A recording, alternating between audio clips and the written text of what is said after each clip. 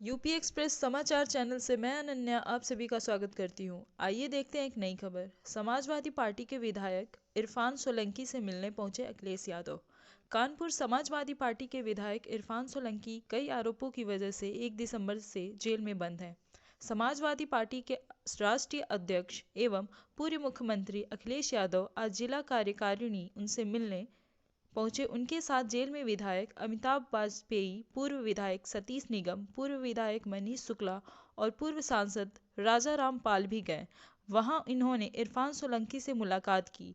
Jail में Akhilesh Yadav 40 minute तक रहे। जैसे जाने के बाद पत्रकार वार्ता में उन्होंने बताया कि एक तरफ भारतीय जनता बलवंत सिंह पार्टी की जिस राम राज तरीके से लाने की पुलिस बात ने करती है, वहीं पिटाई दूसरी कर तरफ दी ये मेरा क्या पकड़ रहे हैं? और केवल इस बात को लेकर के पूछताछ के बहाने पुलिस ने इतना मारा कि उसकी जान चली गई। उसके शरीर पे जो निशान हैं, जिसने भी देखे उसको दुख हुआ होगा कि आज के समय पर सरकारें ऐसी भी हैं जो अंग्रेज़ों को पीछे छोड़ दिया। उसका कोई शरीर का हिस्सा ऐसा नहीं था जिस पर नीले निशान न पड़ गए हों। बस हिलाओ। जो आपके ही माध्यम से खबर निकली है, क्योंकि मैं मेडिकल उसको नहीं समझ सकता। खबर ये निकली कि क्योंकि जाम हो गया खून, बह नहीं पाया खून, इसलिए उसकी मौत हो गई। हर फोटो देखना जरूरी है यार। और ये पहली मौत नहीं है, ये कस्टोडियल डेथ उत्तर प्रदेश में पहली नहीं हुई है। इससे पहले भी कस्टोडियल डेथ उत्तर प्रदेश में हुई है और उत्तर प्रदेश आज देश में सबसे ज़्यादा कस्टोडियल डेथ हो रही है। जो सरकार ये कहे राम राज्य हम लाएंगे, क्या राम राज्य में इसकी जगह है कि पुलिस तय करेगी मेरे ऊपर कि क्या लगे हो तो करना हिलेगा है? ही यार। क्या राम राज्य में बेकार ये की बात तय कर रहा करना, पुलिस अभी को खींचेगा नहीं क्या? छूट देना, ये किसने अधिकार दिए हैं? न केवल बलवंत सिंह की जान, इसी तरह प्रदेश के कोने कोने में जानकारी है हमें। समय समय पे पार्टी के लोग पहुंचे, उन परिवारों से मिलने गए।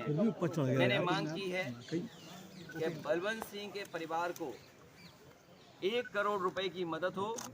उनकी पत्नी शालिनी सिंह पढ़ी लिखी हैं, उन्हें सरकारी नौकरी मिले। जांच वो सीबीआई चाहती हैं या सिटिंग जज उनकी निगरानी में जांच हो, उन्हें ज़मीन मिले और न्याय मिले। कम से कम ऐसे दोषी लोग जेल जाएं। जब मैं उनके परिवार से मिला तो उनके परिवार ने ये कहा मुझे, वो थाने पे थे जब उनके परिवार के सदस्य की पिटाई हो रही थी और जिन्होंने एफआईआर लिखाई थी वो भी ये कहने के लिए तैयार थे कि ये मेरा भतीजा है, इसका नाम गलत आ गया है। लेकिन पुलिस ने कोई मन नहीं मानी और उसके बाद में इरफान विधायक समाजवादी पार्टी के उनसे मिलने आया हूँ। उन्हें झूठे मुकदमों में फंसाया गया है। ज़मीन के मसले होते हैं। मैं कभी कभी इस बात को नहीं समझ पाता हूँ कि 3 बार समाजवादी सरकार रही। अगर वो गलत काम करना चाहते थे तो उस सरकार में भी गलत काम कर सकते थे। लेकिन आखिरकार कौन सी ताकत है, कौन सी साजिश है जिसके तहत उनको सामना करना पड़ रहा है जेल जाने का, और एक मुकदमे के बाद दूसरा मुकदमा, दूसरे मुकदमे के बाद तीसरा मुकदमा, जिससे जेल से बाहर ना आ पाएँ। मैं ये प्रेस के सामने बड़ी जिम्मेदारी के साथ ही कह सकता हूँ, ये भारतीय जनता पार्टी की सोची समझी रणनीति और साजिश है कि समाजवादी पार्टी के नेता कार्यकर्ता झूठे मुकदमे में फंसाए जाएं, उन्हें जेल भेजा जाए। एक के बाद एक विधायक, एक के बाद एक नेता को इसी तरह साजिश में फंसा करके उनका लक्ष्य है आने वाला चुनाव, क्योंकि वो जानते हैं जनता चरम सीमा पर जो महंगाई है उससे त्रस्त है, बेरोजगारी से त्रस्त है। आप तो कानपुर शहर में हैं, इन्होंने तो सपना दिखाया था कारखाने खोल देंगे, बताओ नौकरी कहाँ है। और लग तो ऐसा रहा है कि जब हमारे समाजवादी पार्टी के विधायकों को जेल भेजा जा रहा है तो न्याय मिलना भी मुश्किल है। आप अगर न्याय के लिए मांग करने जा रहे हैं तो आपको न्याय नहीं मिलेगा। और एक उदाहरण नहीं, मैं कई उदाहरण दे सकता हूँ। कन्नौज में जो हत्या हुई है वो अधिकारियों ने हत्या कराई है, क्योंकि एक को इतना परेशान करना, इतनी जांच कराना, उसमें बीजेपी का विधायक शामिल था। आपने बीजेपी के विधायक के लिए क्या कहा? आप यहाँ तो इरफान के लिए सीडीआर ये वो फलाना ठिकाना सब निकाल लें। आपने कन्नौज के विधायक की सीडीआर क्यों नहीं निकाली? आप पता करिए वो किससे शामिल था, वो विधायक वो शामिल थी कि नहीं थी। और याद करिए तालीग्राम में जो दंगा कराया था वो विधायक के इशारे पे दंगा हुआ था। तो बीजेपी के लोग कुछ भी कर सकते हैं, बीजेपी के लोग कोई भी कानून तोड़ सकते हैं।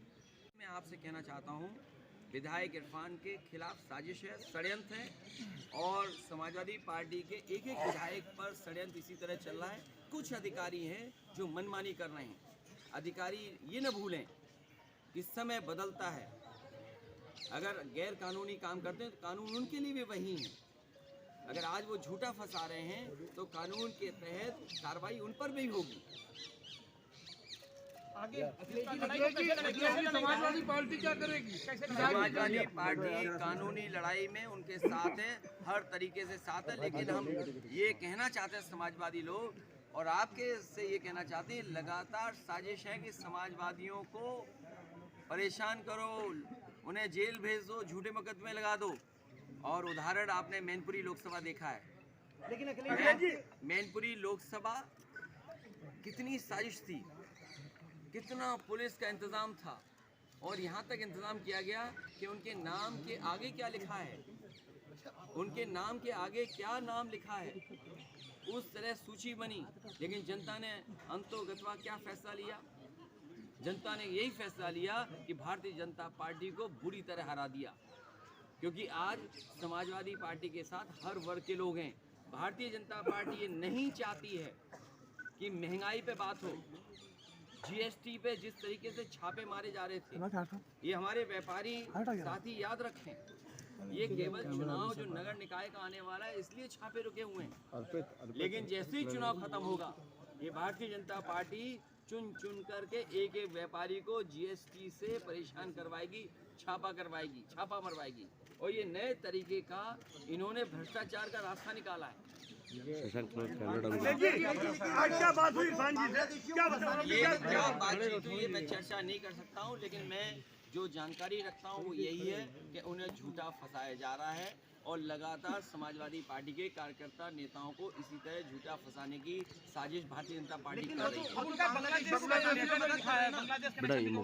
ये सब बकवास है, जानबूझ करके सरकार ये फंसाती है, किसी को भी फंसाती है सरकार। अरे पत्रकार साथियों, आपको नहीं पता आपने दाल में नमक इसीलिए मैंने कहा आखिरकार पुलिस हमारी मदद के लिए है। आज भी हम अगर यहाँ खड़े हैं तो पुलिस हमारी मदद कर रही है। लेकिन कुछ लोगों को पुलिस में आज़ादी किसने दी है?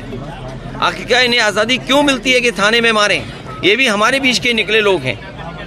आखिरकार ये हो क्यों रहा है? और मैं तो मेरा ये मानना है जब से भारतीय जनता पार्टी की सरकार आई है तब से सबसे ज़्यादा कस्टोडियल डेथ हुई हैं।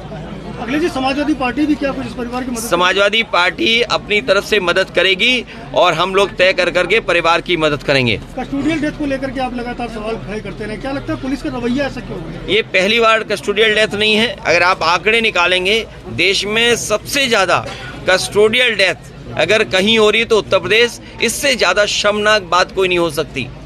आपके विधायक इरफान सोलंकी के खिलाफ पुलिस ने कई मुकदमे दर्ज किए, आप जेल मिलने भी जा रहे हैं। ये विषय दूसरा है, मैं वहाँ बात करूंगा प्रेस से। लेकिन कस्टोडियल डेथ में होना, इस परिवार की 1 करोड़ की मदद हो, पत्नी को सरकारी नौकरी मिले, सिटिंग जज के निगरानी में जांच हो या सीबीआई जांच हो और परिवार को न्याय मिले। और कस्टोडियल डेथ कैसे रोकेगी इसके बारे में भारतीय जनता पार्टी की सरकार को सोचना चाहिए। मुख्यमंत्री जी को केवल भारतीय जनता पार्टी के पदाधिकारियों से मिलकर के मदद की आश्वासन देना नहीं, जबकि मुख्यमंत्री जी को पूरी जिम्मेदारी है इस परिवार की मदद करें। आप कानपुर गए थे मनीष गुप्ता के परिजनों से मिलने, जब वो गोरखपुर में उनकी मौत हो गई थी। आज आप यहाँ पर भी आए, दोनों ही कस्टोडियल डेथ के मामले थे। ये समाजवादी पार्टी इस मुद्दे को लेकर के आगे लड़ाई? ये 2 मुद्दे नहीं हैं, इसीलिए मैंने शुरू में गोंडा की घटना बताई, बहराइच में हुई है कस्टोडियल डेथ, कन्नौज में कस्टोडियल डेथ। कोई जिला नहीं बचा है जहाँ पर कस्टोडियल डेथ ना हुई हो। जौनपुर में कस्टोडियल डेथ हुई है। आपके